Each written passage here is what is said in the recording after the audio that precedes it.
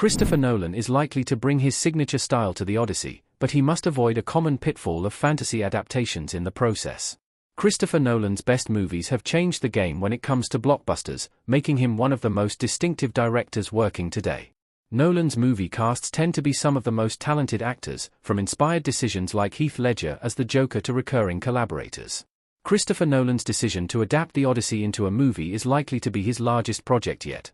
The original story is a 2,500-year-old epic tale by the Greek poet Homer. It concerns the sea voyage of the hero Odysseus, who encounters several monsters as he tries to make his way back home. The cast of the Odyssey includes Anne Hathaway, Zendaya, Charlize Theron, and Lupita Nyong'o, though it is not yet confirmed who they will play. Still, Nolan must pay extra attention to the female characters to avoid an epic fantasy mistake. Female characters in the Odyssey adaptations fall into outdated stereotypes. Nolan's The Odyssey can avoid the mistakes made by other fantasy epics. Andromeda and Perseus holding on to one another in the 1981 Clash of the Titans. The story of the Odyssey is exciting, detailed, and occasionally disturbing, which makes Christopher Nolan an excellent choice for director. The Odyssey has the potential to become one of the most successful fantasy movies of recent years.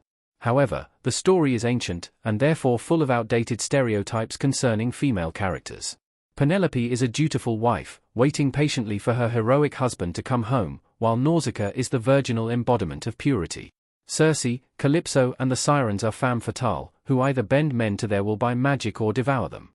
While the Odyssey should stick as closely to the original story as possible, the female characters can and should be improved. While Penelope may take care of affairs in her husband's absence, she should have a life of her own, with friends and skills that do not revolve around Odysseus. Depending on how Nolan approaches the story, she could even be a former warrior herself.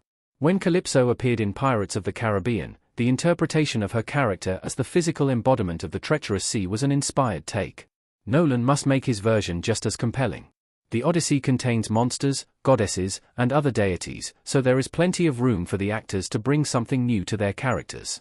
However, a common failing of fantasy adaptations is that the black characters are frequently cast in non-human roles while the white characters are still shown as the default, e.g. The Princess and the Frog and Brother Bear vs. other Disney movies. The Odyssey should make no distinction and also pay particular attention to which characters meet Circe, as she has a habit of turning men into animals. The female characters in Christopher Nolan's The Odyssey have the potential to be more. Nolan's The Odyssey could be a fresh take on characters like the Sirens. Lucifer in The Sandman. Athena is the Greek goddess of wisdom, which is understandably her most dominant trait, and she is one of the best characters in the Odyssey. She is portrayed as a warrior and a wise mentor, and she can shapeshift, sometimes appearing in the guise of an old man. This could be a very exciting opportunity for a more genderless take Athena, as gods and goddesses can often be interpreted as genderless. The Sandman TV series used this to great effect, casting Gwendoline Christie as Lucifer and Mason Alexander Park as Desire. The Sirens are some of the most well-known characters in the Odyssey and are described as those creatures who spellbind any man alive. They are said to be beautiful winged women, whose voices lure men to their deaths. As Zendaya is, so far, the only confirmed cast member with singing experience, it is possible that she has already been cast as a siren, or all of them. However, Nolan could take a completely different and more exciting approach, understanding that beauty is subjective.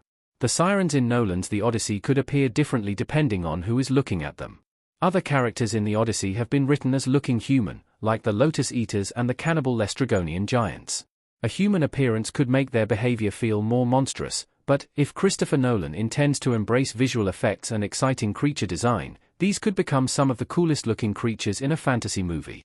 Nolan has often used practical effects, costume choices, and makeup to great effect, especially in his Batman movies, but there is always a chance that he will take a new approach and embrace a similar style to Peter Jackson's epic Lord of the Rings. Christopher Nolan must avoid a common fantasy mistake when adapting The Odyssey.